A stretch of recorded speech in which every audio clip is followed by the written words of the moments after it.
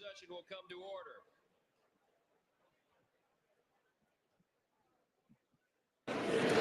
The chair appoints as members of the committee on the part of the House to escort the President of the United States into the chamber the following: the gentleman from Louisiana, Mr. Scalise; the gentleman from Minnesota, Mr. Emmer; the gentlewoman from Michigan, Mrs. McClain; the gentleman from North Carolina, Mr. Hudson; the gentleman from Pennsylvania, Mr. Reschenthaler; the gentleman from Utah, Mr. Moore; the gentlewoman from Indiana, Mrs. Houchin; the gentleman from Oklahoma, Mr. Hearn; the gentleman from New York, Mr. Jeffries; the gentlewoman from Massachusetts, Ms. Clark; the gentleman from California, Mr. Aguilar; the gentleman from California, Mr. Liu; the gentleman from Colorado, Mr. Neguse; the gentlewoman from Washington, Ms. Delbene; the gentlewoman from Michigan, Mrs. Dingell.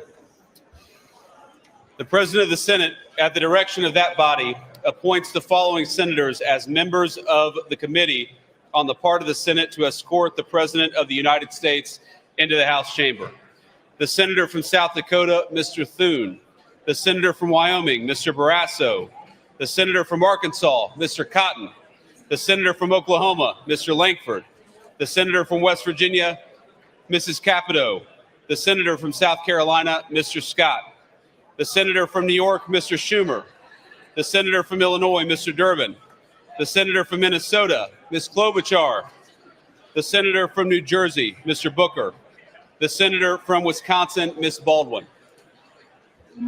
The members of the Escort Committee will exit the chamber through the lobby doors.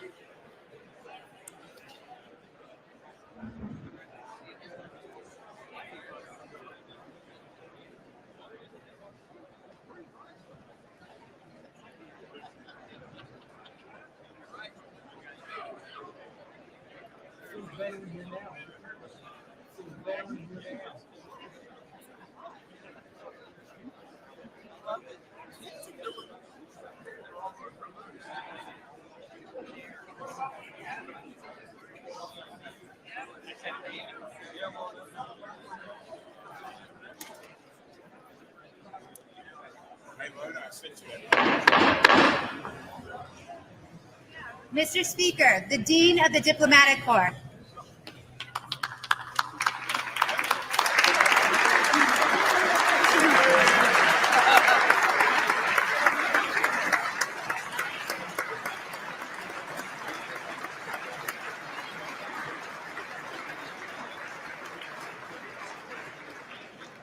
Mr. Speaker, Jonathan Jackson.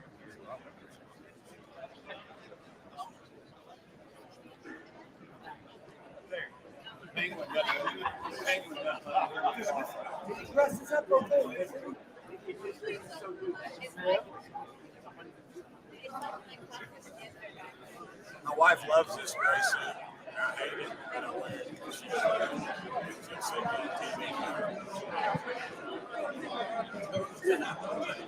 I'm a blazer, man.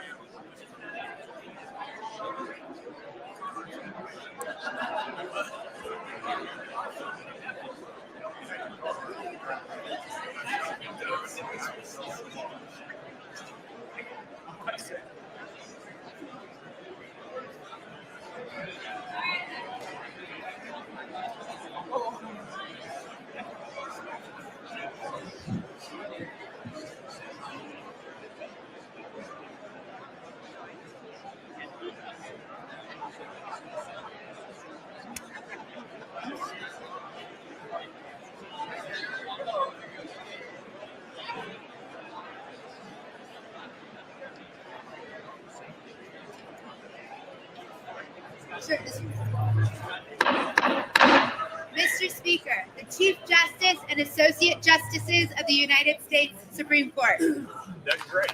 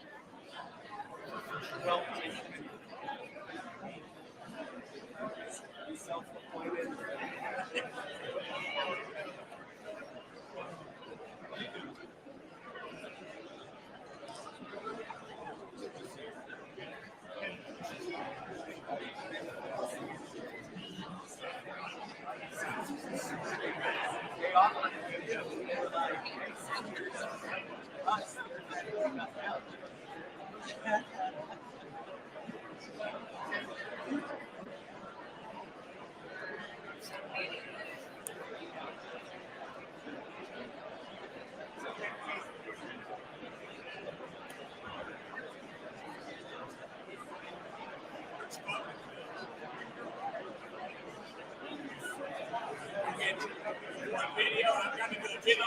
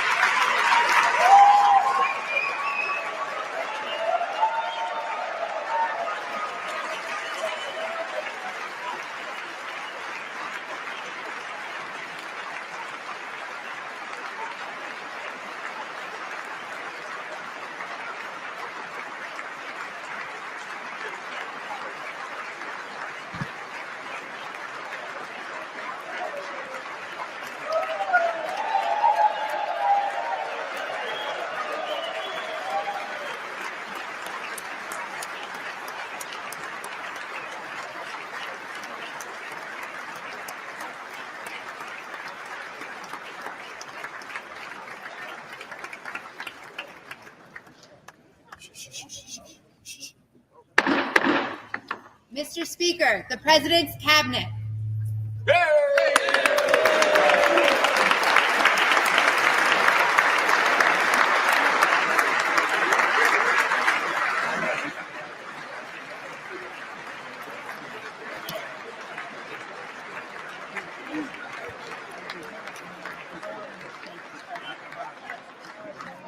That's true. I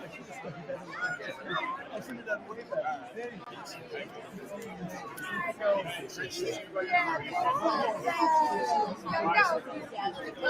Secretary, can't wait to connect with you. You have so much fun. Yes.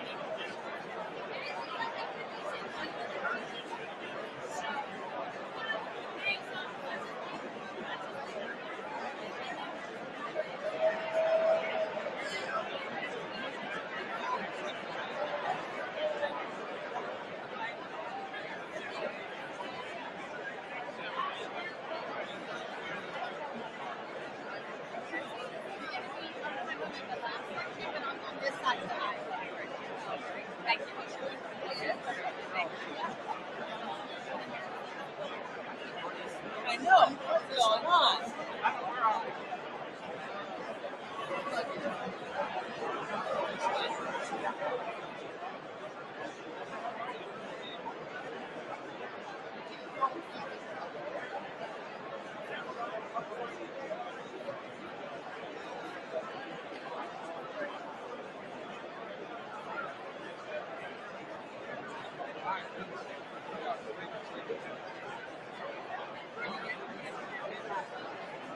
Actually, I saw him. It's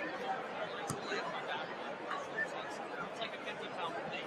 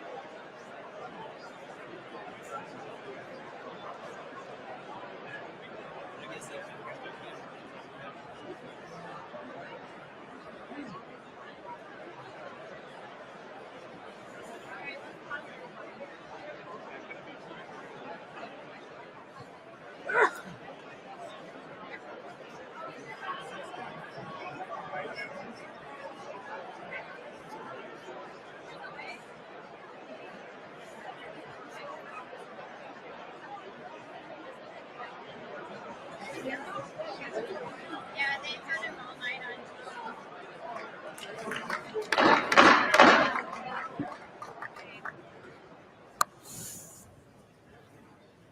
Mr. Speaker, the President of the United States.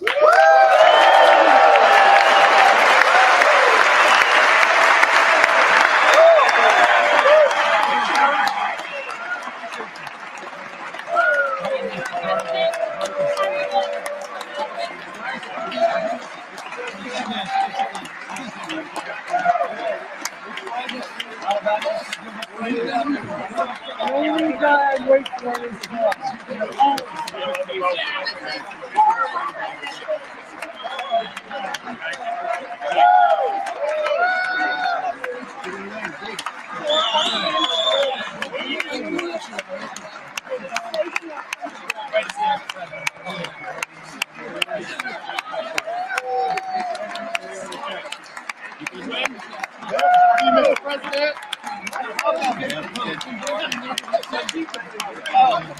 Terrible.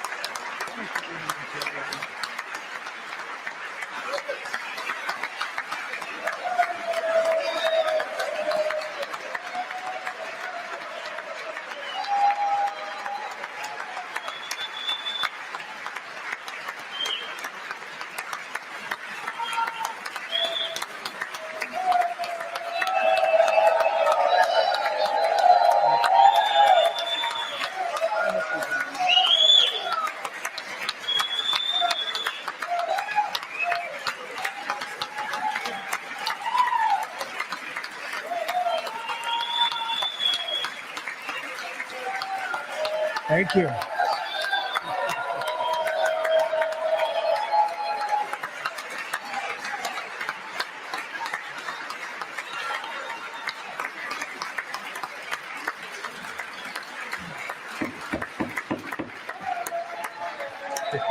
Thank you very much. Thank you very much.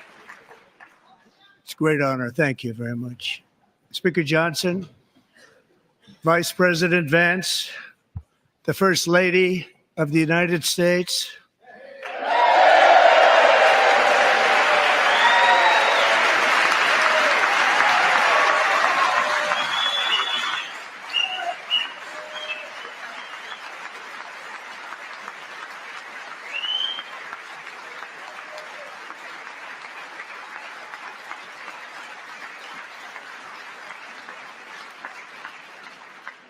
members of the United States Congress, thank you very much. And to my fellow citizens, America is back.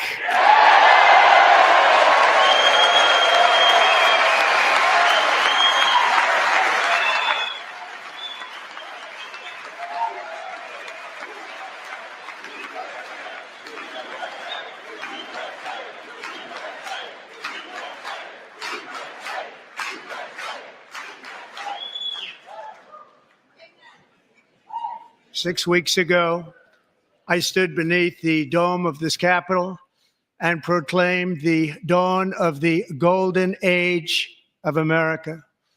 From that moment on, it has been nothing but swift and unrelenting action to usher in the greatest and most successful era in the history of our country.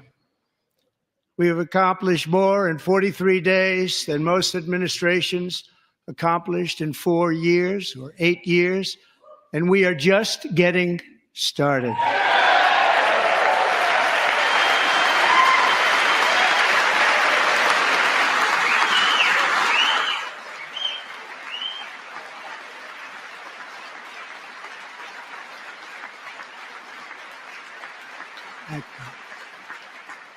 I return to this chamber tonight to report that America's momentum is back, our spirit is back, our pride is back, our confidence is back, and the American dream is surging bigger and better than ever before.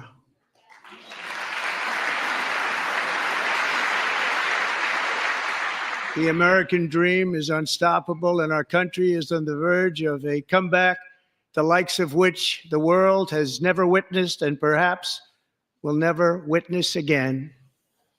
There's never been anything like it. The presidential election of November 5th was a mandate like has not been seen in many decades. We won all 7 swing states, giving us an electoral college victory of 312 votes.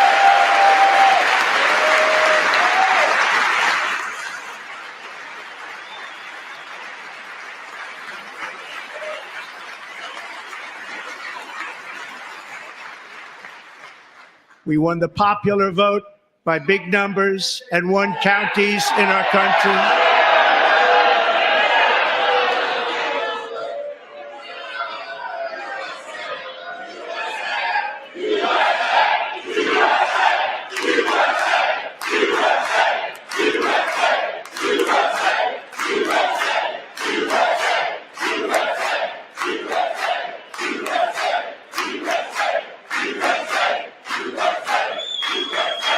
And won counties in our country, 2,700 to 525, on a map that reads almost completely red for Republican.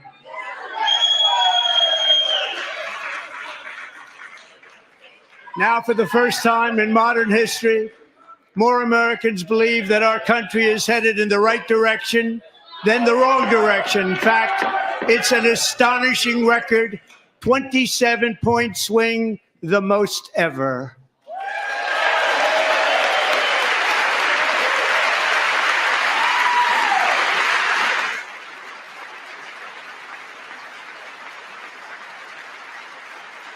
Likewise, small business optimism saw its single largest one-month gain ever recorded, a 41-point jump.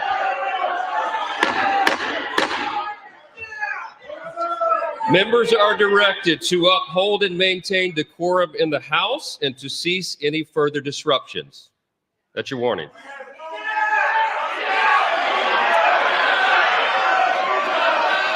Members are engaging in willful and continuing breach of decorum, and the chair is prepared to direct the Sergeant at Arms to restore order to the joint session.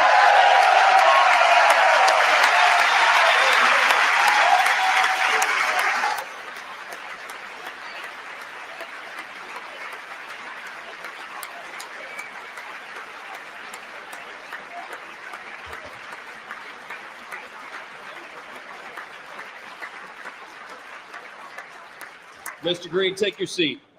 Take your seat, sir. Take your seat. Finding that members continue to engage in willful and concerted disruption of proper decorum, the chair now directs the Sergeant at Arms to restore order. Remove this gentleman from the chamber.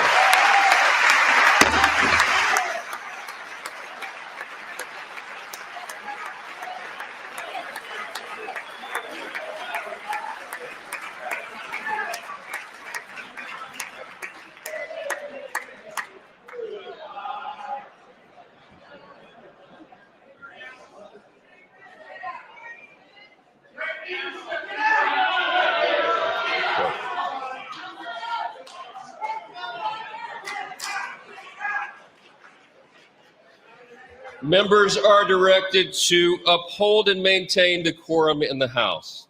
Mr. President, you continue. Thank you. Over the past 6 weeks, I have signed nearly 100 executive orders and taken more than 400 executive actions, a record to restore common sense, safety, optimism, and wealth all across our wonderful land. The people elected me to do the job, and I'm doing it.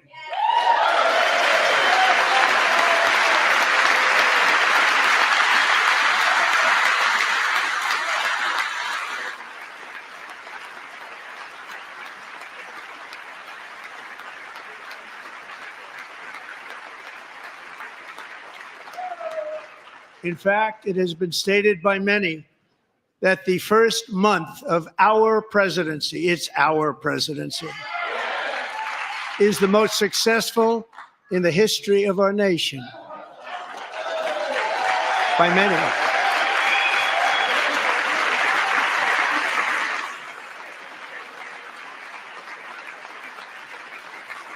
And what makes it even more impressive is that, do you know who number 2 is? George Washington. How about that? How about that? I don't know about that list, but we'll take it. Within hours of taking the oath of office, I declared a national emergency on our southern border, and I deployed the U.S. military and Border Patrol to repel the invasion of our country. And what a job they've done. As a result, illegal border crossings last month were by far the lowest ever recorded, ever.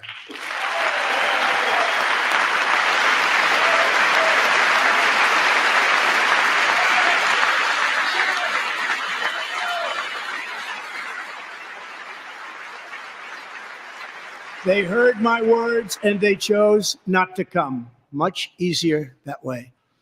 In comparison, under Joe Biden, the worst president in American history, there were hundreds of thousands of illegal crossings a month, and virtually all of them, including murderers, drug dealers, gang members, and people from mental institutions and insane asylums, were released into our country. Who would want to do that? This is my 5th such speech to Congress. And once again, I look at the Democrats in front of me, and I realize there is absolutely nothing I can say to make them happy or to make them stand or smile or applaud. Nothing I can do.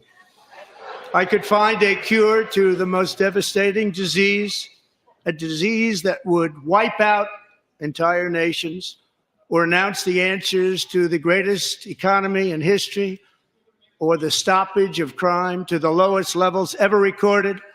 And these people sitting right here will not clap, will not stand, and certainly will not cheer for these astronomical achievements. They won't do it, no matter what. Five times I've been up here. It's very sad, and it just shouldn't be this way.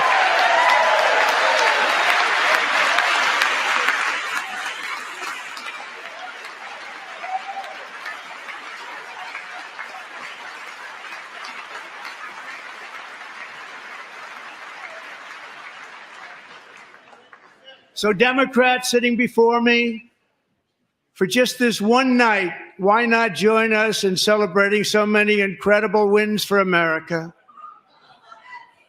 For the good of our nation, let's work together and let's truly make America great again.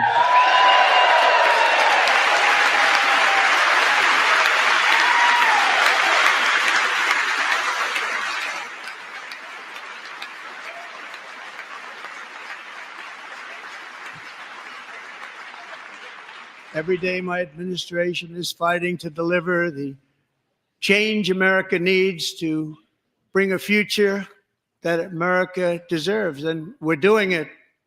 This is a time for big dreams and bold action. Upon taking office, I imposed an immediate freeze on all federal hiring, a freeze on all new federal regulations, and a freeze on all foreign aid.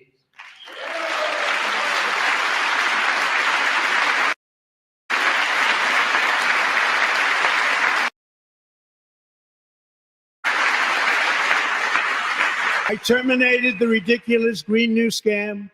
I withdrew from the unfair Paris Climate Accord, which was costing us trillions of dollars that other countries were not paying. I withdrew from the corrupt World Health Organization.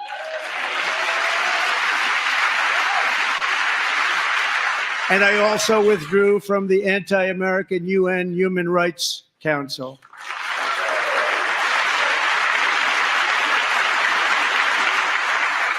We ended all of Biden's environmental restrictions that were making our country far less safe and totally unaffordable.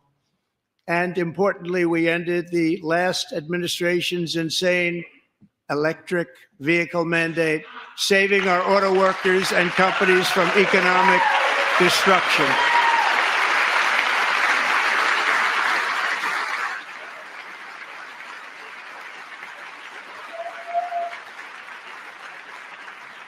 To unshackle our economy, I have directed that for every one new regulation, 10 old regulations must be eliminated, just like I did in my very successful first term.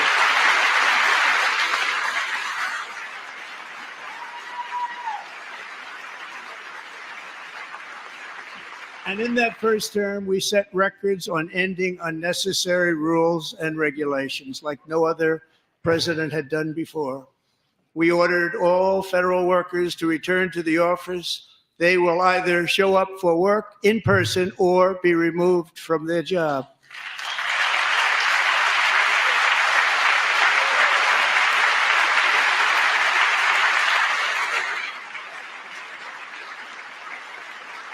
And we've ended weaponized government where, as an example, a sitting president is allowed to viciously prosecute his political opponent, like me.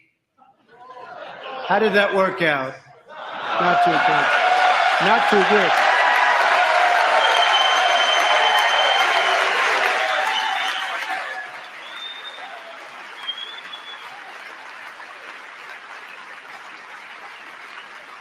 And I have stopped all government censorship and brought back free speech in America. It's back.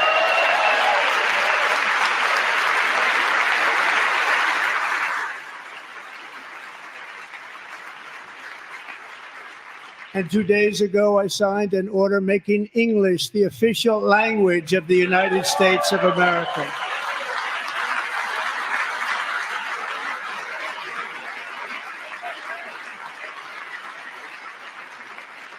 I renamed the Gulf of Mexico the Gulf of America.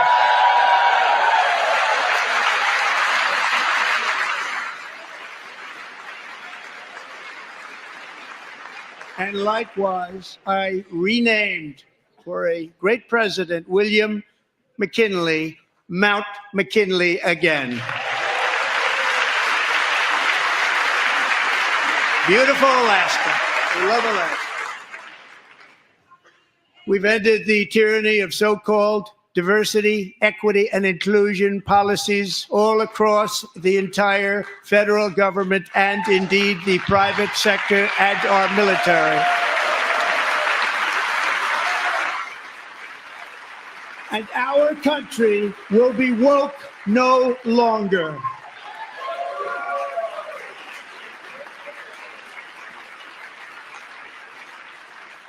We believe that whether you are a doctor, an accountant, a lawyer, or an air traffic controller, you should be hired and promoted based on skill and competence, not race or gender. Very important.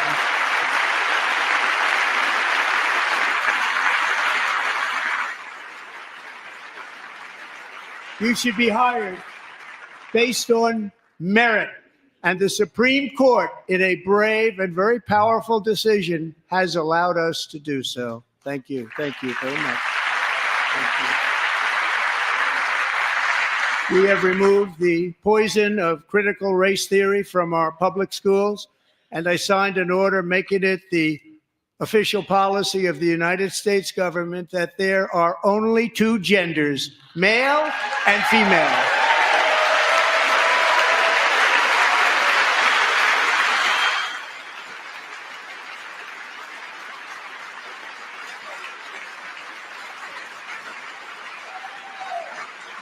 I also signed an executive order to ban men from playing in women's sports.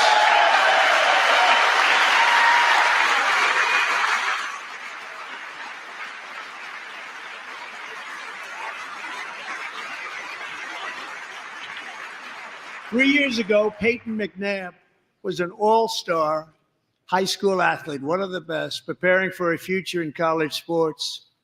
But when her girls' volleyball match was invaded by a male, he smashed the ball so hard in Peyton's face, causing traumatic brain injury, partially paralyzing her right side and ending her athletic career. It was a shot like she's never seen before. She's never seen anything like it. Peyton is here tonight in the gallery, and Peyton, from now on, schools will kick the men off the girls' team, or they will lose all federal funding.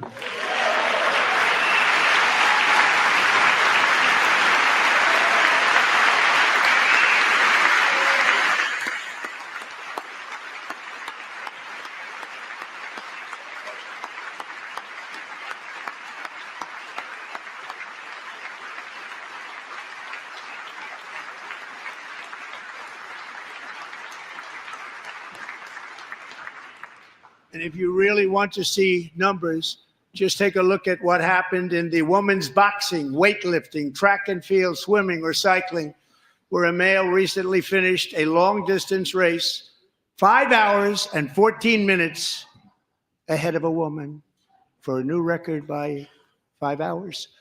Broke the record by 5 hours. It's demeaning for women, and it's very bad for our country. We're not going to put up with it any longer.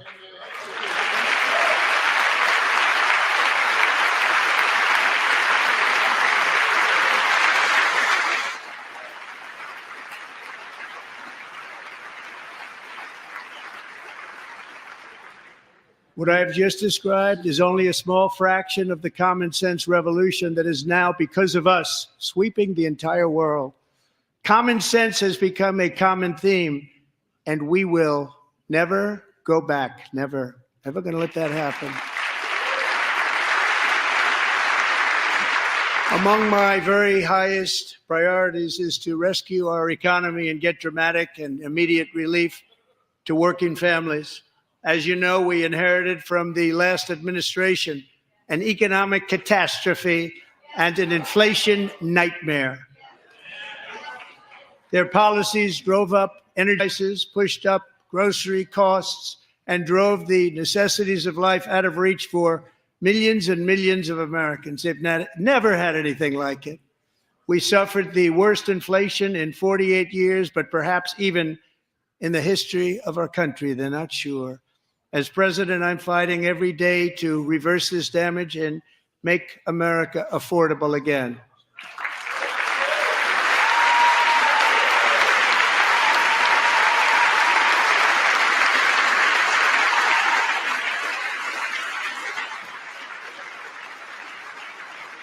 Joe Biden especially let the price of eggs get out of control. The egg price is out of control.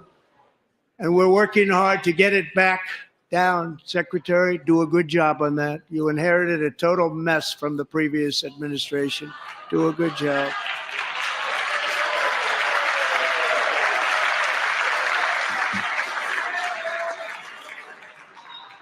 A major focus of our fight to defeat inflation is rapidly reducing the cost of energy. The previous administration cut the number of new oil and gas leases by 95%, slowed pipeline construction to a halt, and closed more than 100 power plants. We are opening up many of those power plants right now.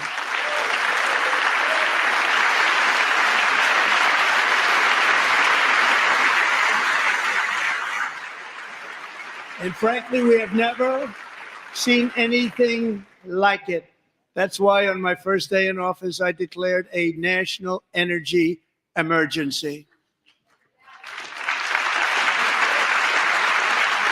As you've heard me say many times, we have more liquid gold under our feet than any nation on earth, and by far. And now I fully authorize the most talented team ever assembled to go and get it. It's called Drill, Baby, Drill.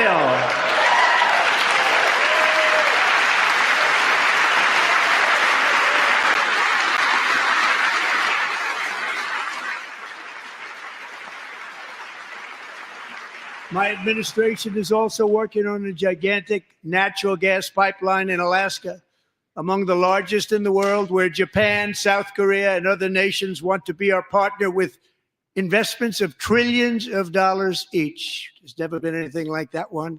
It will be truly spectacular. It's all set to go. The permitting is gotten. And later this week, I will also take historic action to dramatically expand production of critical minerals and rare earths here in the USA.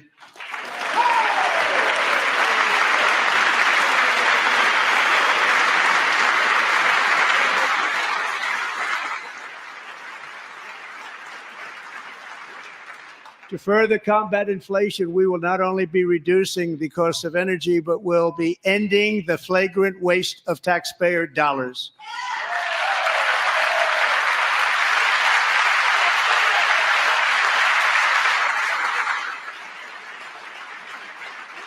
And to that end, I have created the brand new Department of Government Efficiency, DOGE.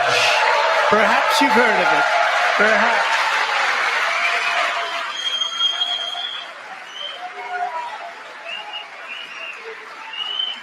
Which is headed by Elon Musk, who is in the gallery tonight.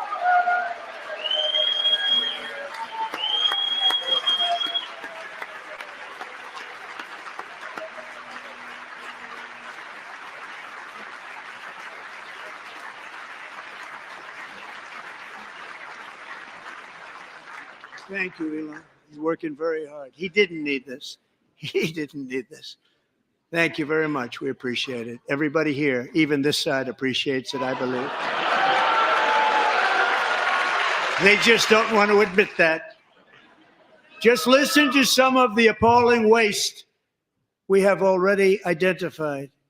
$22 billion from HHS to provide free housing and cars for illegal aliens. $45 million for diversity, equity, and inclusion scholarships in Burma. $40 million to improve the social and economic inclusion of sedentary migrants. Nobody knows what that is. $8 million to promote LGBTQI+ in the African nation of Lesotho, which nobody has ever heard of.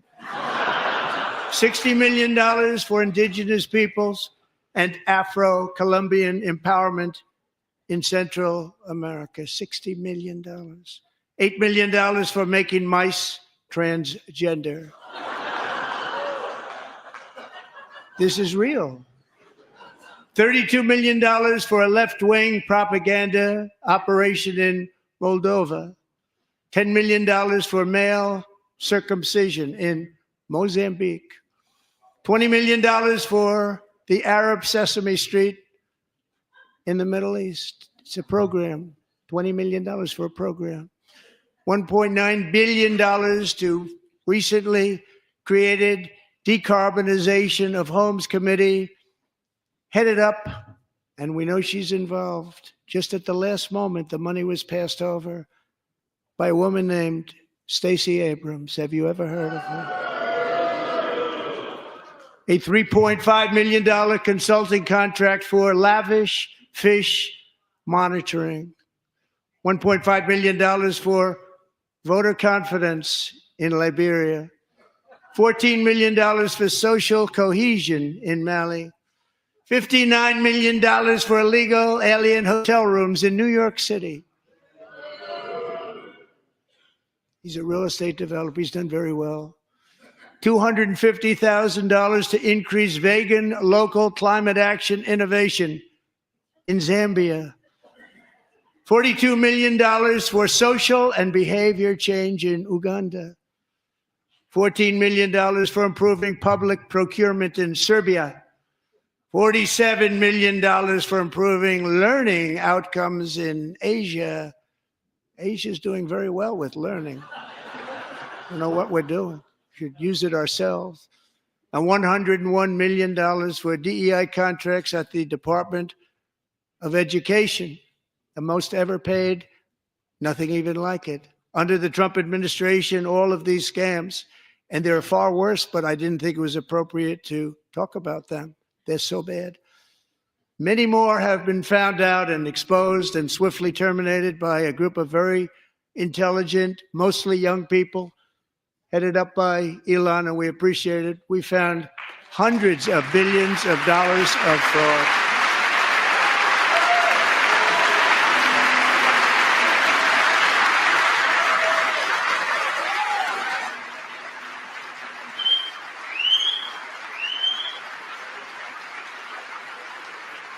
And we've taken back the money and reduced our debt to fight inflation and other things.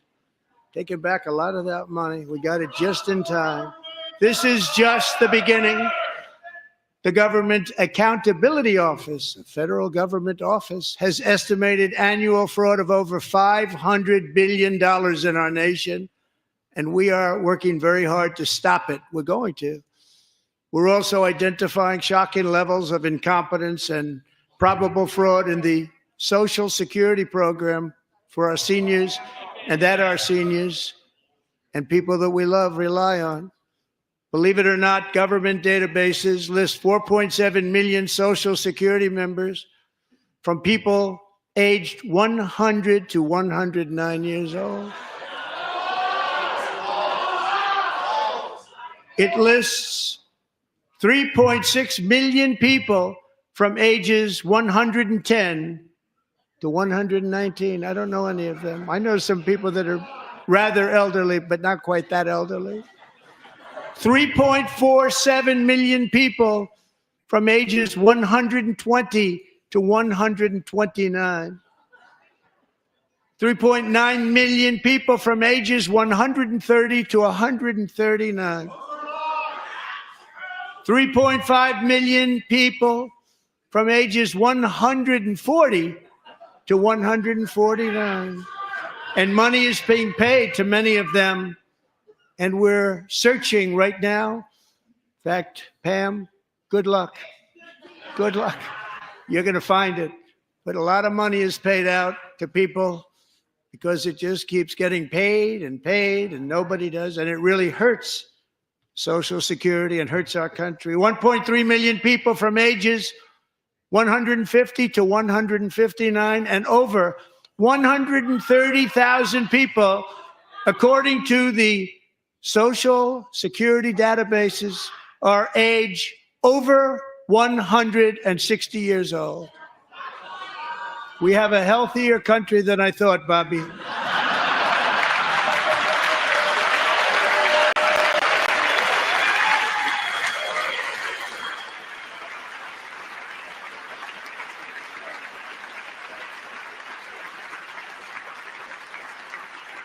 Including, to finish, 1,039 people between the ages of 220 and 229 one person between the age of 240 and 249, and one person is listed at 360 years of age. More than 100 years older than our country. But we're going to find out where that money's going, and it's not going to be pretty. By slashing all of the fraud, waste, and theft we can find, we will defeat inflation, bring down mortgage rates, lower car payments and grocery prices, protect our seniors, and put more money in the pockets of American families.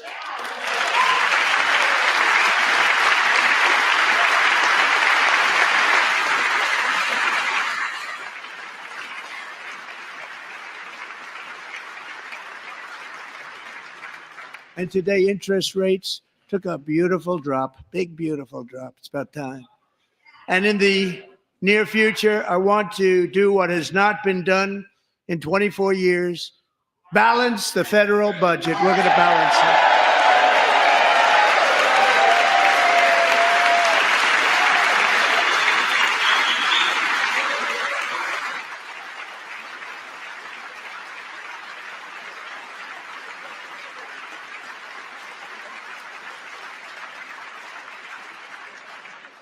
With that goal in mind, we have developed in great detail what we are calling the Gold Card, which goes on sale very, very soon.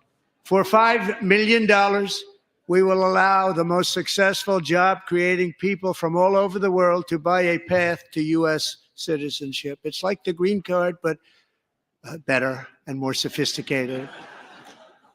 And these people will have to pay tax in our country. They won't have to pay tax from where they came. The money that they've made, you wouldn't want to do that, but they have to pay tax, create jobs. They'll also be taking people out of colleges and paying for them so that we can keep them in our country instead of having them being forced out. Number one, at the top school, as an example, being forced out and not being allowed to stay and create tremendous numbers of jobs and great success for a company out there. So while we take out the criminals, killers, traffickers, and child predators who are allowed to enter our country under the open border policy of these people, the Democrats, the Biden administration, the open border insane policies that you've allowed to destroy our country, we will now bring in brilliant, hardworking, job-creating people. They're going to pay a lot of money, and we're going to reduce our debt with that money.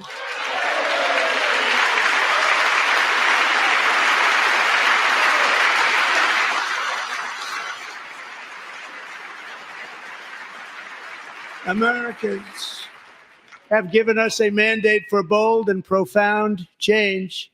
For nearly 100 years, the federal bureaucracy has grown until it has crushed our freedoms, ballooned our deficits, and held back America's potential in every possible way. The nation founded by pioneers and risk takers now drowns under millions and millions of pages of regulations and debt. Approvals that should take 10 days to get instead take 10 years, 15 years, and even 20 years before you're rejected. Meanwhile, we have hundreds of thousands of federal workers who have not been showing up to work. My administration will reclaim power from this unaccountable bureaucracy, and we will restore true democracy to America again.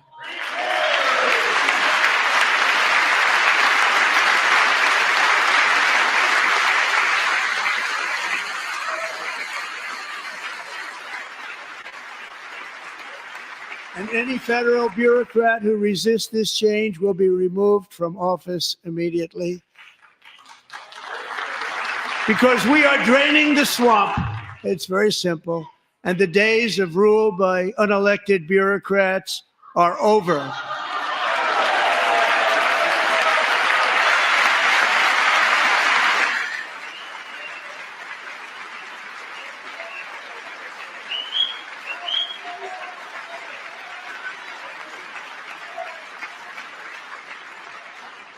And the next phase of our plan to deliver the greatest economy in history is for this Congress to pass tax cuts for everybody. They're in there. They're waiting for you to vote.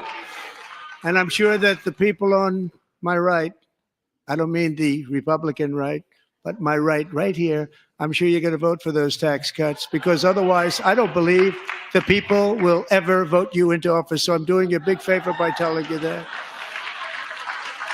But I know this group is going to be voting for the tax cuts.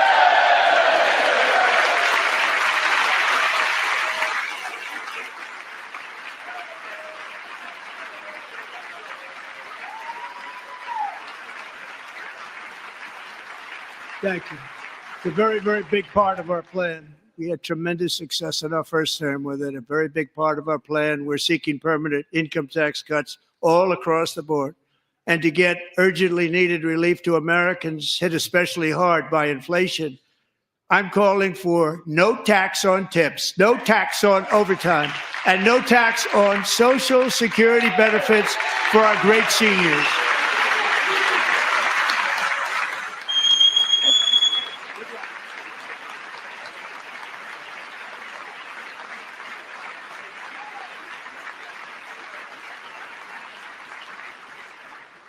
And I also want to make interest payments on car loans tax deductible, but only if the car is made in America.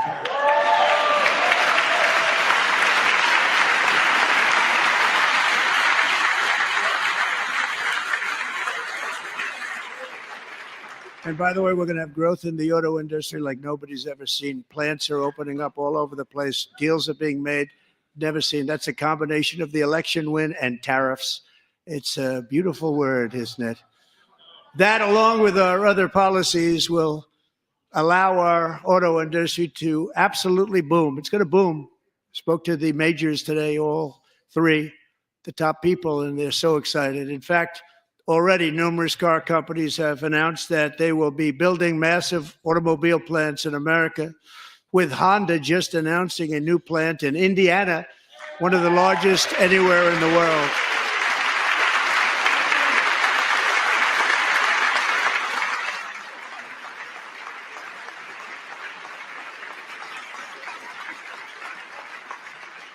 And this has taken place since our great victory on November 5th, a date which will hopefully go down as one of the most important in the history of our country.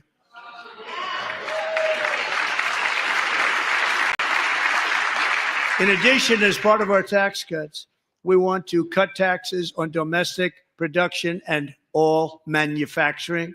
And just as we did before, we will provide 100% expensing.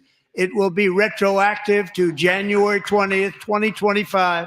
And it was one of the main reasons why our tax cuts were so successful in our first term, giving us the most successful economy in the history of our country. First term. We had a great first term.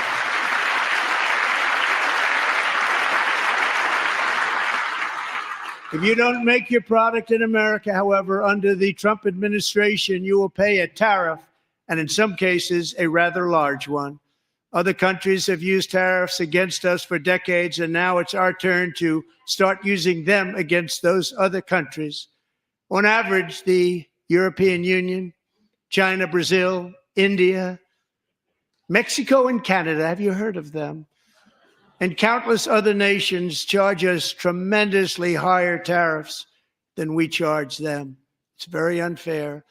India charges us auto tariffs higher than 100%.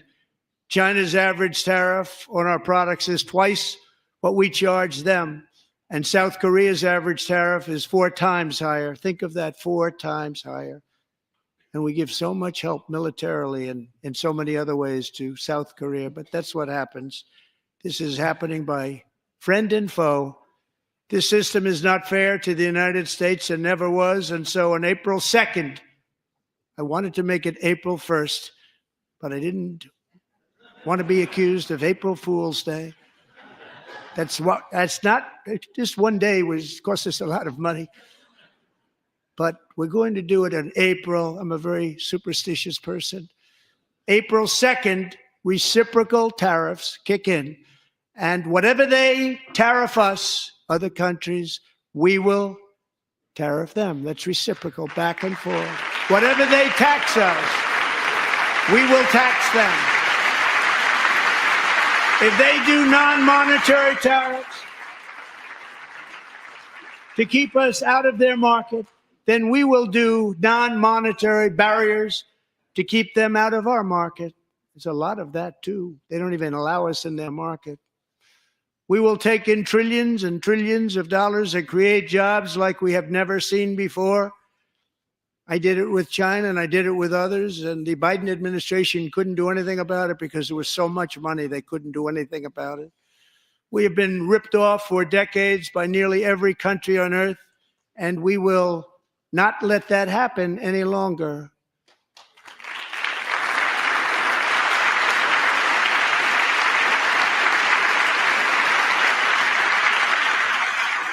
Much has been said over the last 3 months about Mexico and Canada, but we have very large deficits with both of them. But even more importantly, they've allowed fentanyl to come into our country at levels never seen before, killing hundreds of thousands of our citizens and many very young, beautiful people, destroying families.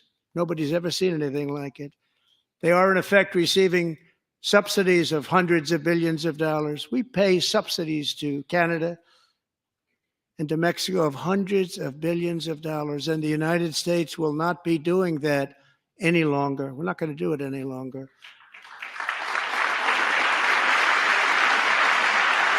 Thanks to our America First policies we're putting into place, we have had $1.7 trillion of new investment in America in just the past few weeks.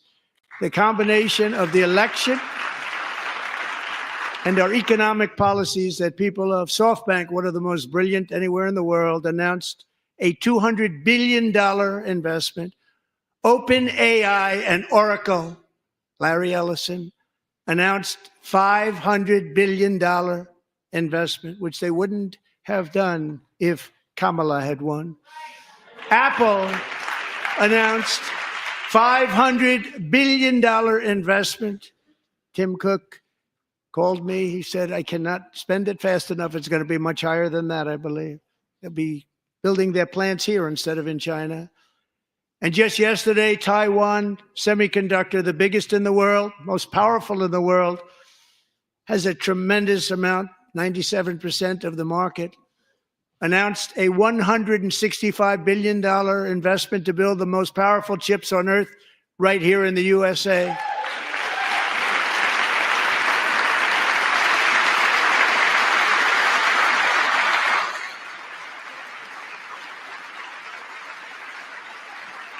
And we're not giving them any money. Your CHIPS Act is a horrible, horrible thing. We give hundreds of billions of dollars, and it doesn't mean a thing. They take our money and they don't spend it. All that meant to them, we're giving them no money. All that was important to them was they didn't want to pay the tariffs, so they came and they're building, and many other companies are coming. We don't have to give them money. We just want to protect our businesses and our people.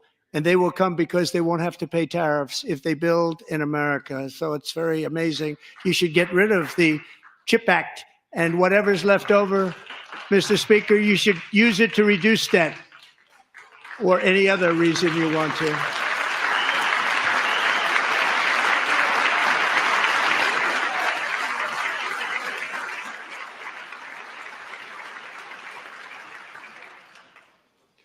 Our new trade policy will also be great for the American farmer. I love the farmer.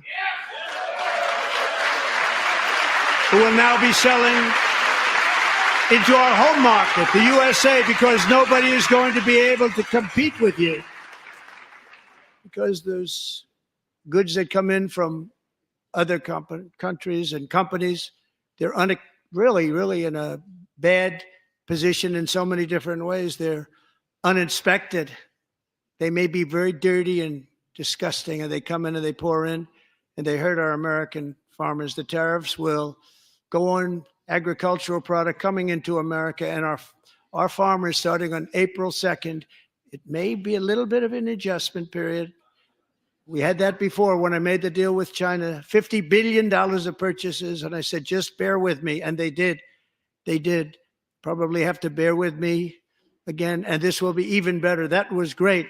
The problem with it was that Biden didn't enforce it. He didn't enforce it. $50 billion of purchases, and we were doing great, but Biden did not enforce it, and it hurt our farmers. But our farmers are going to have a field day right now. So to our farmers, have a lot of fun. I love you too. I love you too. It's all going to happen.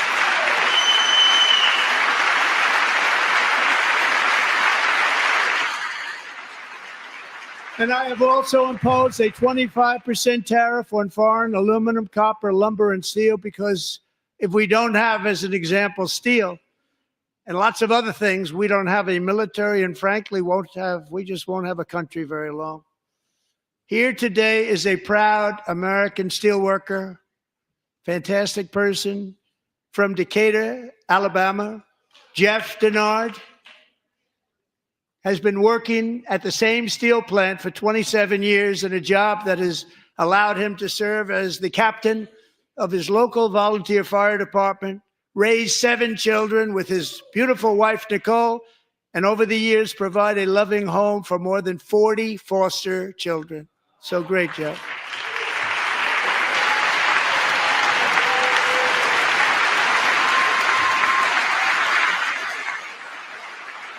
Thank you, Jeff. Thank you, Jeff.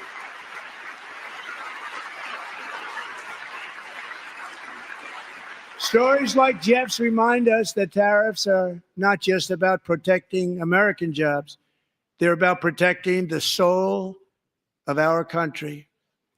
Tariffs are about making America rich again and making America great again, and it's happening, and it will happen rather quickly. There'll be a little disturbance, but we're okay with that. It won't be much. No, you're not. Oh. And look where Biden took us. Very low, the lowest we've ever been. Jeff, I want to thank you very much. And I also want to recognize another person who has devoted herself to foster care community. She works so hard on it. A very loving person, our magnificent First Lady of the United States.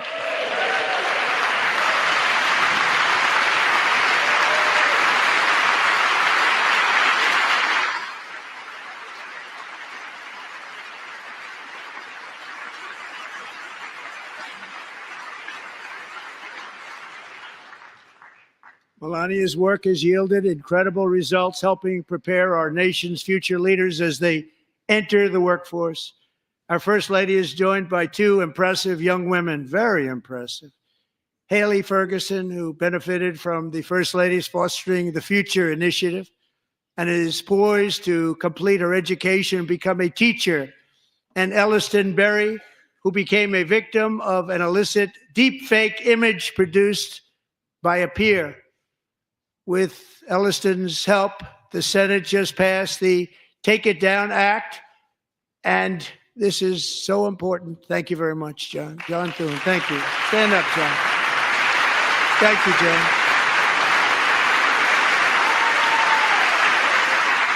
Thank you all very much.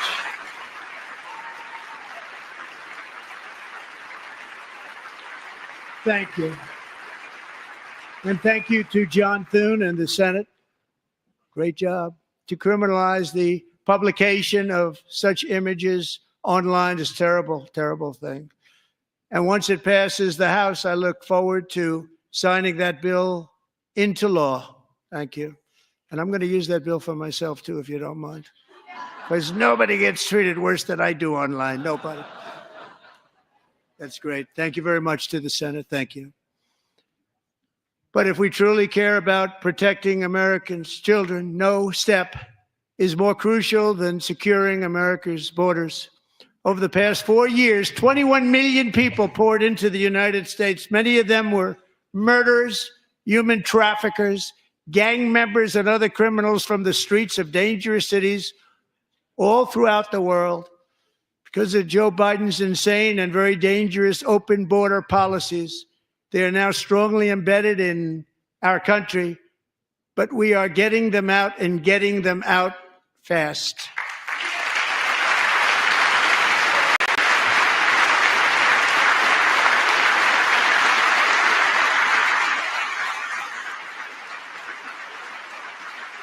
And I want to thank Tom Homan and Christy. I want to thank you and Paul of Border Patrol.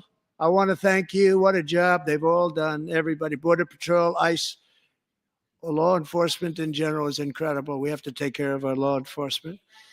Have to.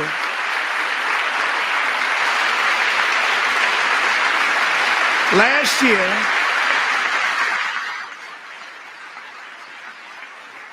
a brilliant 22-year-old nursing student named Lakin Riley, the best in her class, admired by everybody, went out for a jog on the campus of the University of Georgia. That morning, Lakin was viciously attacked, assaulted, beaten, brutalized, and horrifically murdered. Lakin was stolen from us by a savage illegal alien gang member who was arrested while trespassing across Biden's open southern border and then set loose into the United States under the heartless policies of that failed administration. It was indeed a failed administration. He had then been arrested and released in a Democrat-run sanctuary city, a disaster, before ending the life of this beautiful young angel. With us this evening are Lakin's beloved mother, Allison, and her sister, Lauren.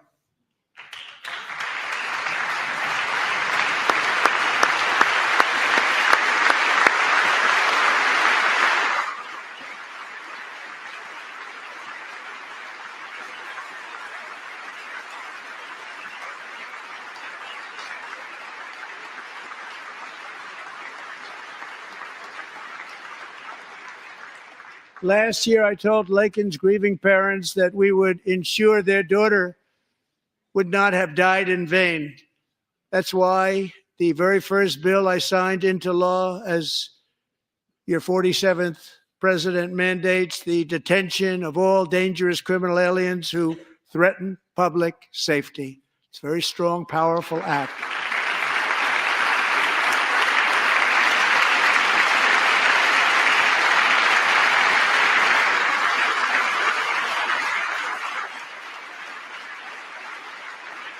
It's called the Lakin-Riley Act.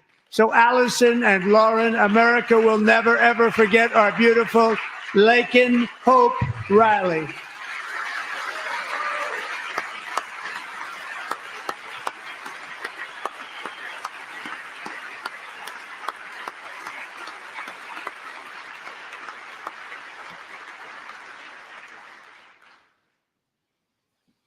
Thank you very much. Since taking office, my administration has launched the most sweeping border and immigration crackdown in American history, and we quickly achieved the lowest numbers of illegal border crossers ever recorded. Thank you.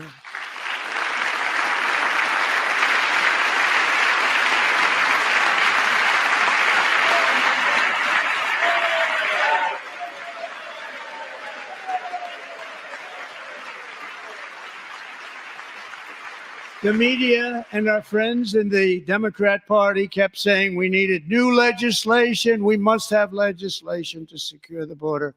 But it turned out that all we really needed was a new president.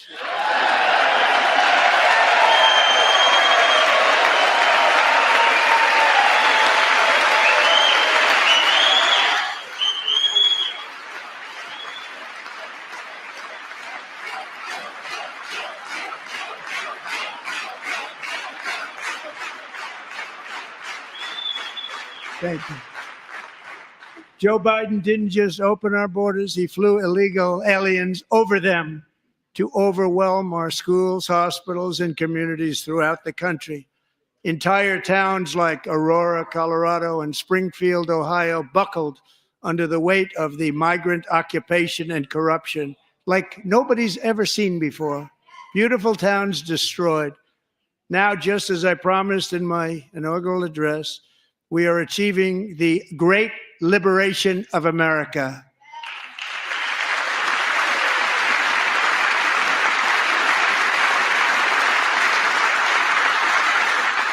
But there still is much work to be done. Here tonight is a woman I have gotten to know Alexis Nungary from Houston. Wonderful woman. Last June, Alexis's 12-year-old daughter, her precious Jocelyn, walked to a nearby convenience store. She was kidnapped, tied up, assaulted for 2 hours under a bridge, and horrifically murdered. Arrested and charged with this heinous crime are 2 illegal alien monsters from Venezuela, released into America by the last administration through their ridiculous open border.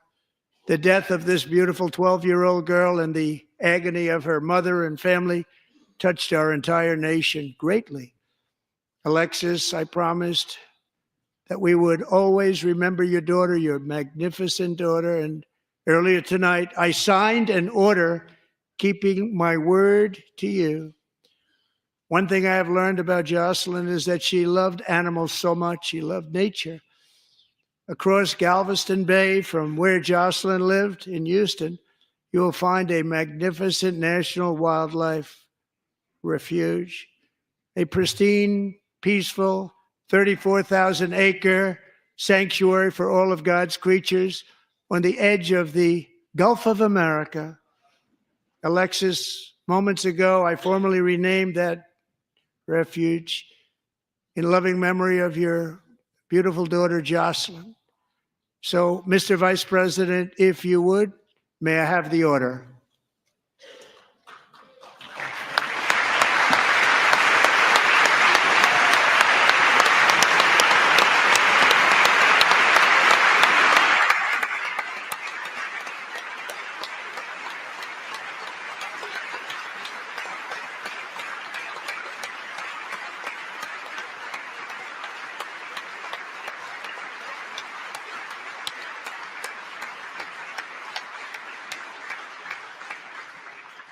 Thank you very much.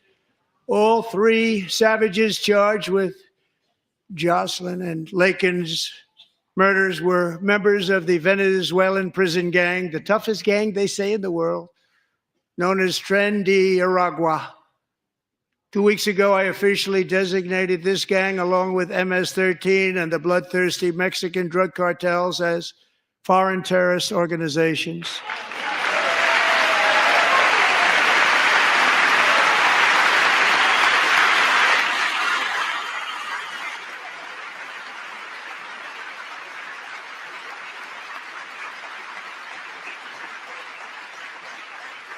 They are now officially in the same category as ISIS, and that's not good for them. Countless thousands of these terrorists were welcomed into the U.S. by the Biden administration. But now every last one will be rounded up and forcibly removed from our country, or, if they're too dangerous, put in jails, standing trial in this country, because we don't want them to come back ever. With us this evening is a warrior on the front lines of that battle, Border Patrol Agent Roberto Ortiz. Great guy.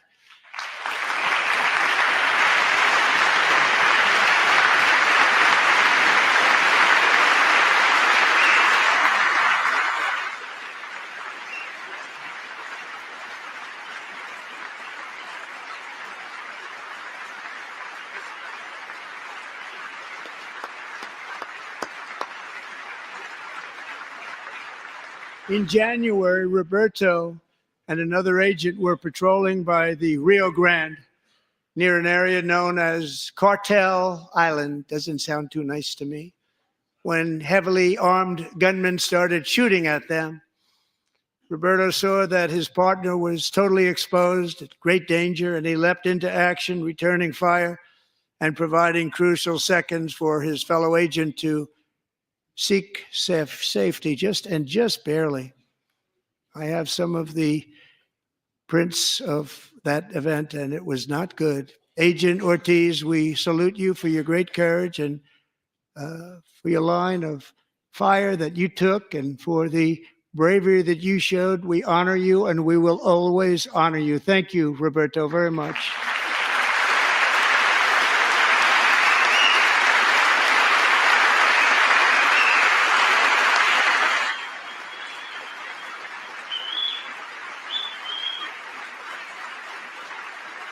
Thank you, Roberta.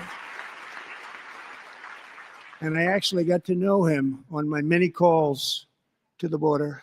He's a great, great gentleman. The territory to the immediate south of our border is now dominated entirely by criminal cartels that murder, rape, torture, and exercise total control. They have total control over a whole nation, posing a grave threat to our national security. The cartels are waging war on America, and it's time for America to wage war on the cartels, which we are doing.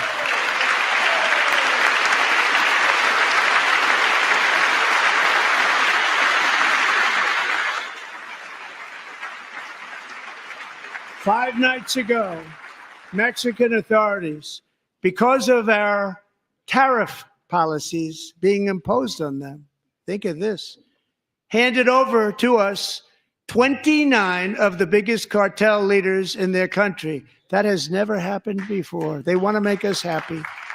First time ever. But we need Mexico and Canada to do much more than they've done, and they have to stop the fentanyl and drugs pouring into the USA. They're going to stop it.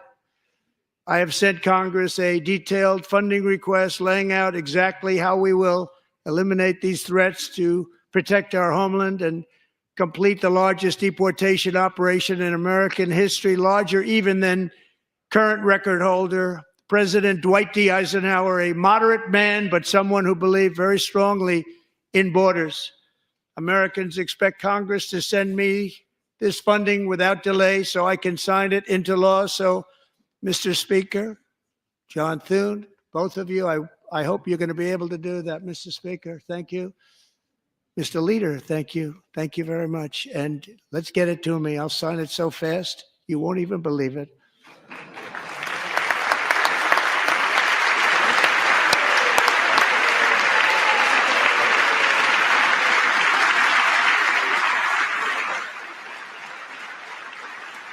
And as we reclaim our sovereignty, we must also bring back law and order to our cities and towns.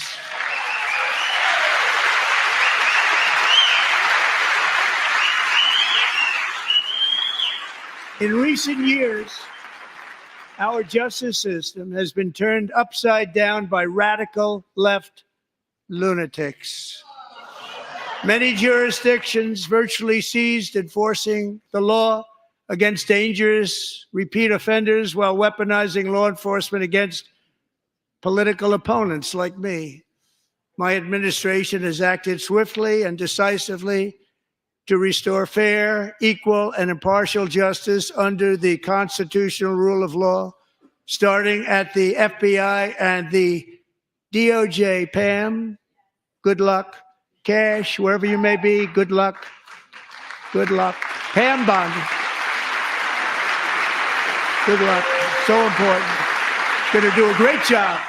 Cash, thank you. Thank you, Cash.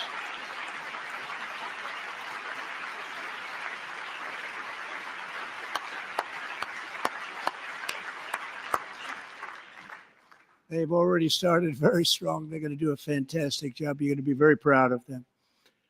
We're also once again giving our police officers the support, protection, and respect they so dearly deserve. They have to get it. They have such a hard, dangerous job, but we're going to make it less dangerous. The problem is the bad guys don't respect the law, but they're starting to respect it, and they soon will respect it. This also includes our great fire departments throughout the country. Our firemen and women are unbelievable people, and we'll never forget them. And besides that, they voted for me in record numbers, so I have no choice.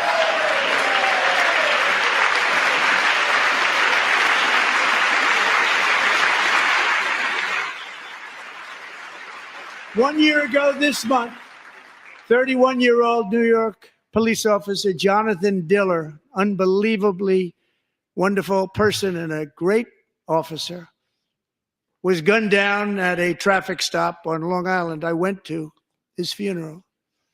The vicious criminal charged with his murder had 21 prior arrests, and they were rough arrests, too. He was a real bad one. The thug in the seat next to him had 14 prior arrests, and went by the name of Killer. He was Killer. He killed other people, they say, a lot of them. I attended Officer Diller's service, and when I met his wife and one-year-old son, Ryan, it was very inspirational, actually. His widow's name is Stephanie, and she is here tonight. Stephanie, thank you very much, Stephanie. Thank you very much.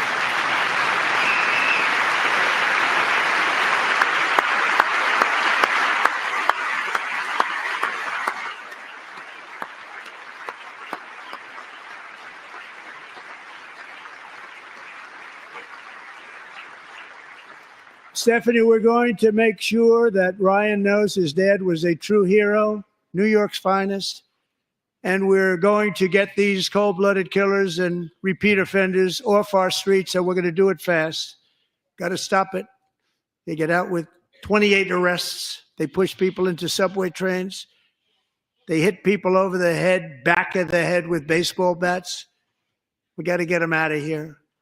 I've already signed an executive order requiring a mandatory death penalty for anyone who murders a police officer. And tonight I'm asking Congress to pass that policy into permanent law.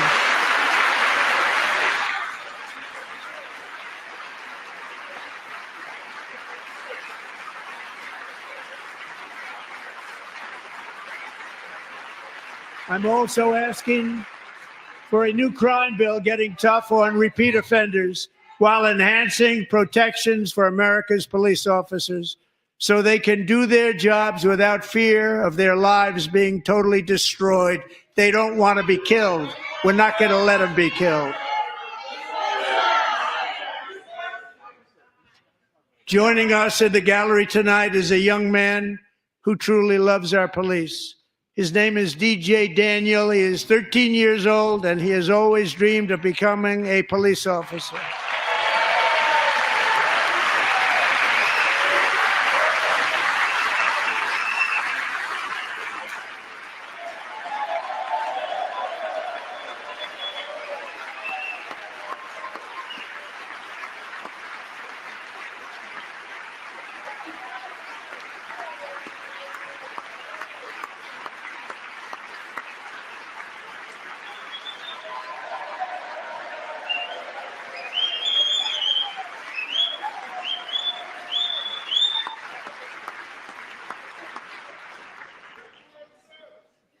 But in 2018, DJ was diagnosed with brain cancer. The doctors gave him 5 months at most to live. That was more than 6 years ago.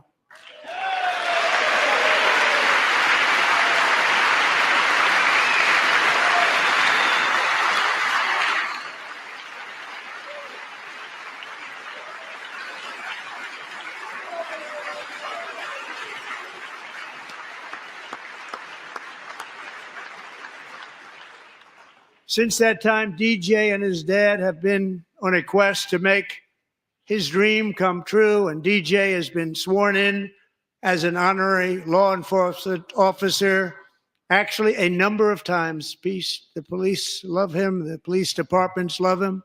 And tonight, DJ, we're going to do you the biggest honor of them all.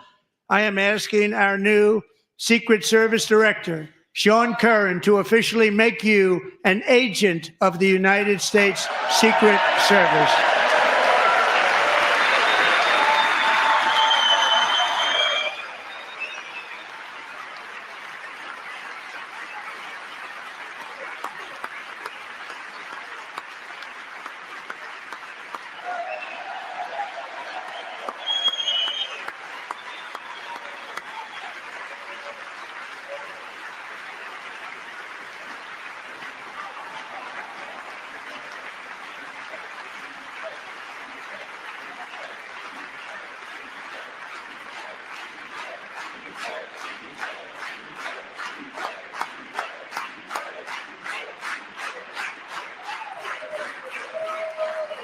Thank you, DJ.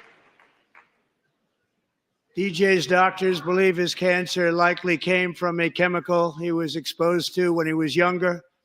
Since 1975, rates of child cancer have increased by more than 40%. Reversing this trend is one of the top priorities for our new presidential commission to make America healthy again, chaired by our new Secretary of Health and Human Services, Robert F. Kennedy, Jr.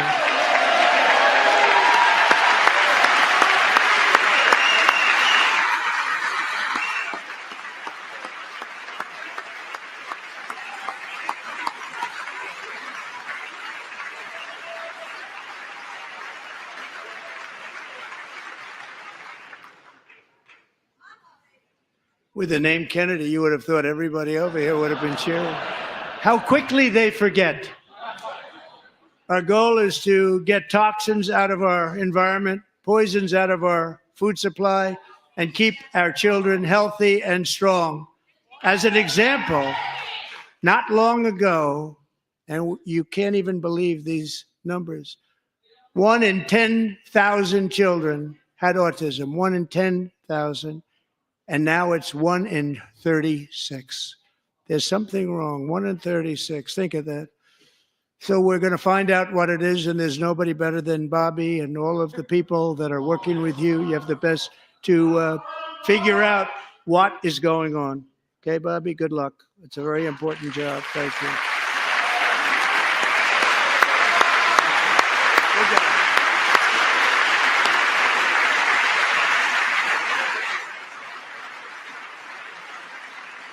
Thank you. My administration is also working to protect our children from toxic ideologies in our schools. A few years ago, January, Little John and her husband discovered that their daughter's school had secretly socially transitioned their 13-year-old little girl. Teachers and administrators conspired to deceive January and her husband while encouraging her daughter to use a new name and pronouns. They, them pronoun, actually, all without telling January, who is here tonight and is now a courageous advocate against this form of child abuse. January, thank you. Thank you. Thank you very much.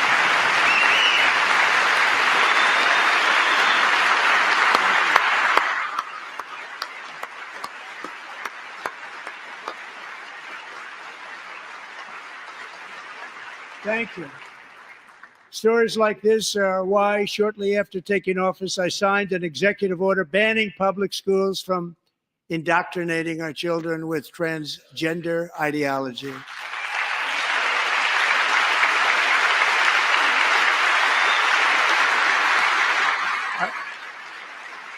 I also signed an order to cut off all taxpayer funding to any institution that engages in the sexual mutilation of our youth.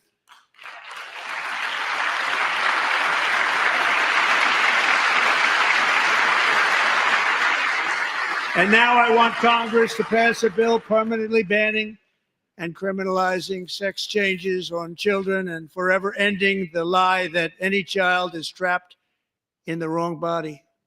This is a big lie.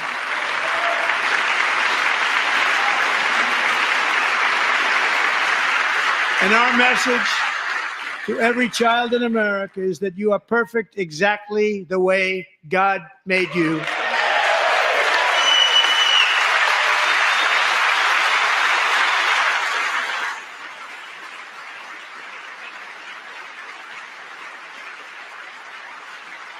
Because we're getting wokeness out of our schools and out of our military, and it's already out, and it's out of our society. We don't want it.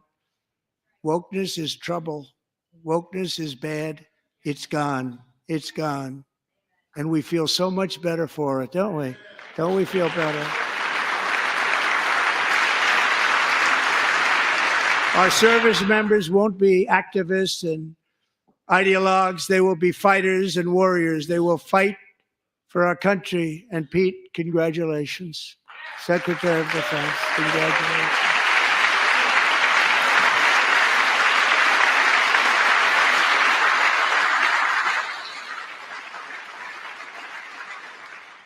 And he's not big into the woke movement, I can tell you.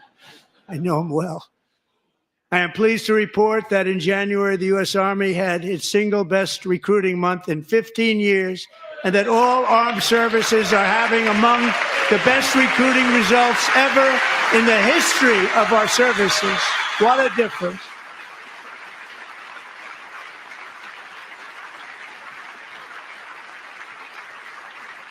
And you know, it was just a few months ago where the results were exactly the opposite. We couldn't recruit anywhere. We couldn't recruit. Now we're having the best results just about that we've ever had. What a tremendous turnaround. It's really a beautiful thing to see. People love our country again. It's very simple. They love our country and they love being in our military again. So it's a great thing. And thank you very much. Great job. Thank you.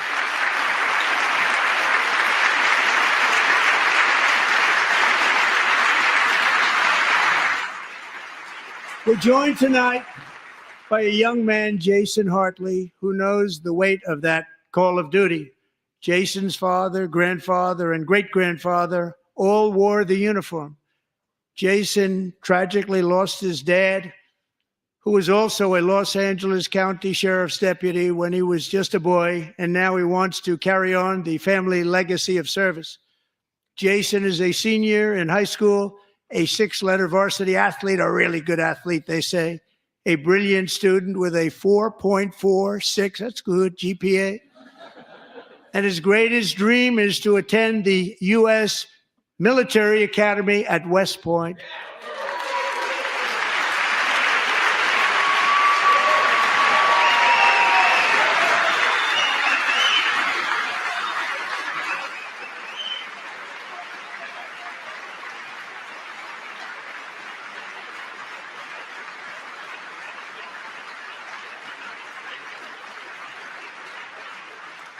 And Jason, that's a very big deal getting in. That's a hard one to get into. But I'm pleased to inform you that your application has been accepted.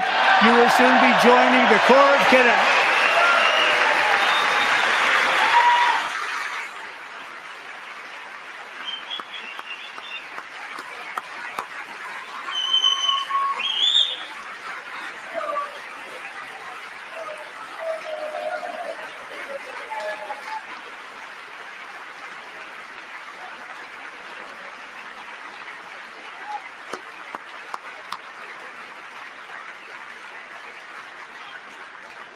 Thank you. Jason, you're going to be on the long gray line, Jason. As Commander-in-Chief, my focus is on building the most powerful military of the future. As a first step, I'm asking Congress to fund a state-of-the-art Golden Dome missile defense shield to protect our homeland, all made in the USA.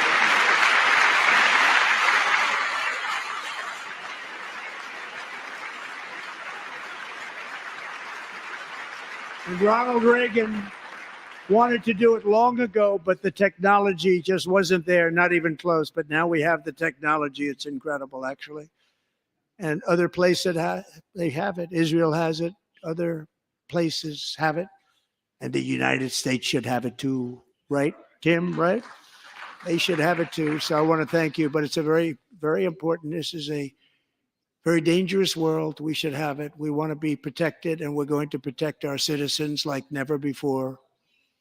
To boost our defense industrial base, we are also going to resurrect the American shipbuilding industry, including commercial shipbuilding and military shipbuilding.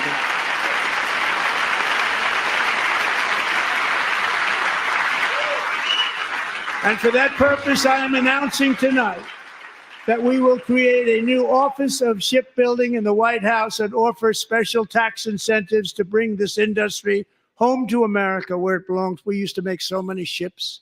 We don't make them anymore very much, but we're going to make them very fast, very soon. It will have a huge impact. To further enhance our national security, my administration will be reclaiming the Panama Canal, and we've already started doing it.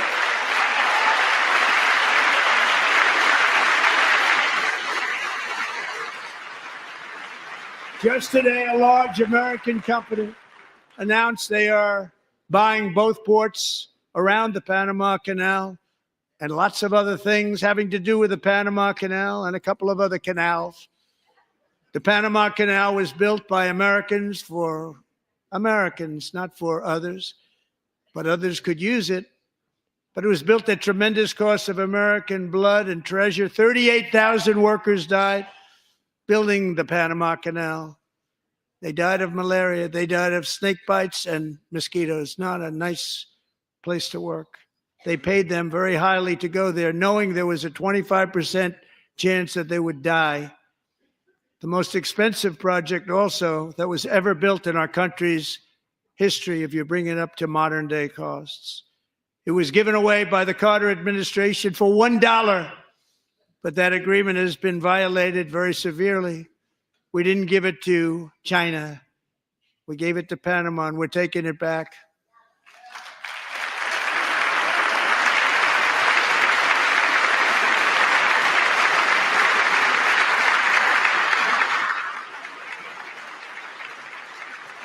And we have Marco Rubio in charge. Good luck, Marco.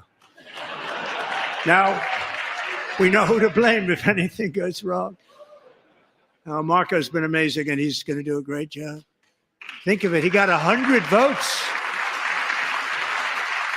You know, he was approved with actually 99, but the 100th was this gentleman, and I feel very certain. So let's assume he got 100 votes.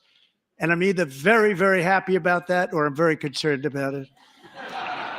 But he's already proven. I mean, he's a great gentleman. He's respected by everybody, and we appreciate you voting for Marco.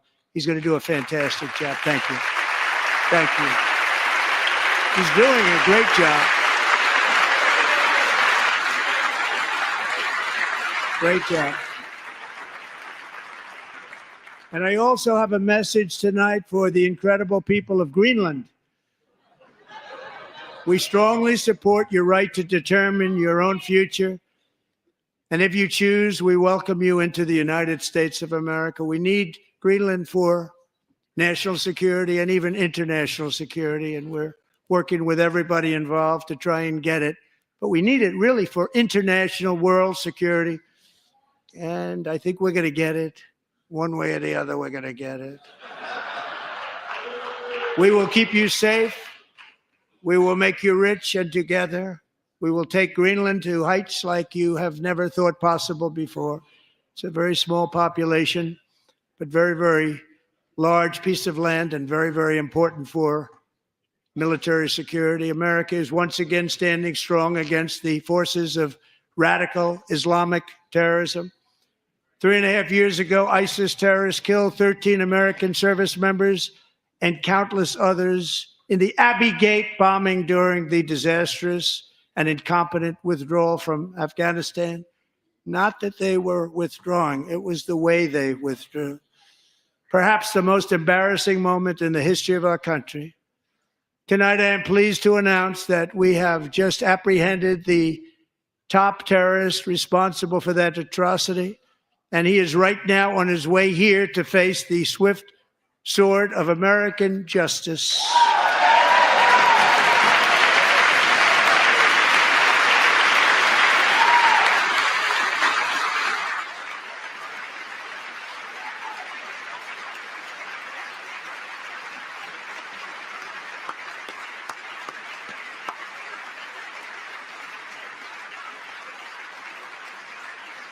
And I want to thank especially the government of Pakistan for helping arrest this monster.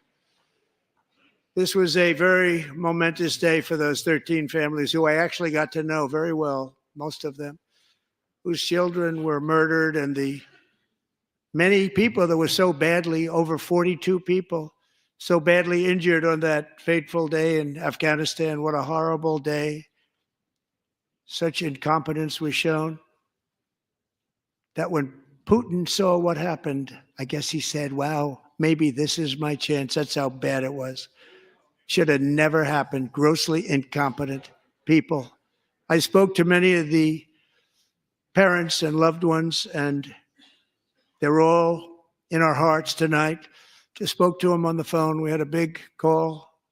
Every one of them called, and everybody was on the line, and they did nothing but cry with happiness. They were very happy, as happy as you can be under those circumstances. Their child brother, sister, son, daughter was killed for no reason whatsoever. In the Middle East, we're bringing back our hostages from Gaza. In my first term, we achieved one of the most groundbreaking peace agreements in generations, the Abraham Accords.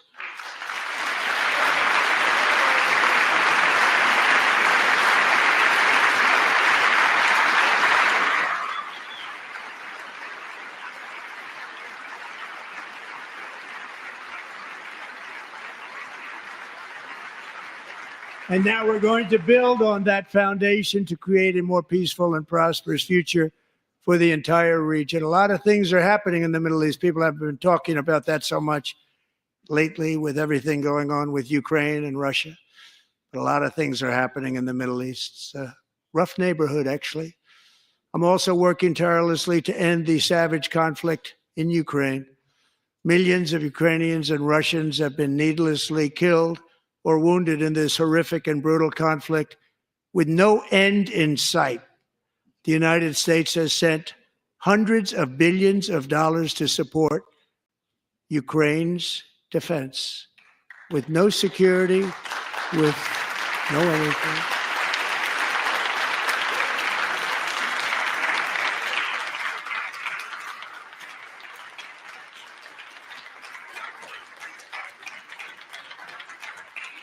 Do you want to keep it going for another 5 years? Yeah, you would say Pocahontas says yes.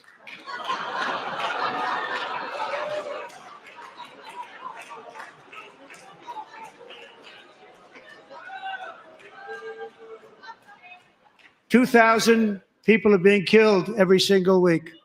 More than that. They're Russian young people. They're Ukrainian young people. They're not Americans. But I want it to stop. Meanwhile, Europe has sadly spent more money buying Russian oil and gas than they have spent on defending Ukraine, by far. Think of that. They've spent more buying Russian oil and gas than they have defending. And we've spent perhaps $350 billion, like taking candy from a baby. That's what happened. And they've spent $100 billion. What a difference that is. And we have an ocean separating us, and they don't. But we're getting along very well with them, and lots of good things are happening. Biden has authorized more money in this fight than Europe has spent by billions and billions of dollars. It's hard to believe that they wouldn't have stopped it and said at some point, come on, let's equalize. You got to be equal to us. But that didn't happen. Earlier today, I received an important letter from President Zelensky of Ukraine. The letter reads, Ukraine is ready to come to the negotiating table as soon as possible to bring lasting peace closer. Nobody wants peace more than the Ukrainians, he said. My team and I stand ready to work under President Trump's strong leadership to get a peace that lasts. We do really value how much America has done to help Ukraine maintain its sovereignty and independence. Regarding the agreement on minerals and security, Ukraine is ready to sign it at any time that is convenient for you. I appreciate that he sent this letter, just got it a little while ago. Simultaneously, we've had serious discussions with Russia and have received strong signals that they are ready for peace. Wouldn't that be beautiful? Wouldn't that be beautiful?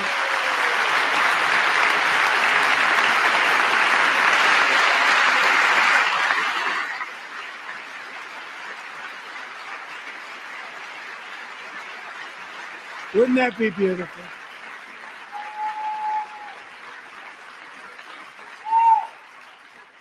It's time to stop this madness. It's time to halt the killing. It's time to end this senseless war. If you want to end wars, you have to talk to both sides. Nearly 4 years ago, amid rising tensions, a history teacher named Mark Fogel was detained in Russia and sentenced to 14 years in a penal colony. Rough stuff. The previous administration barely lifted a finger to help him. They knew he was innocent, but they had no idea where to begin. But last summer, I promised his 95-year-old mother, Malphine, that we would bring her boy safely back home. After 22 days in office, I did just that, and they are here tonight.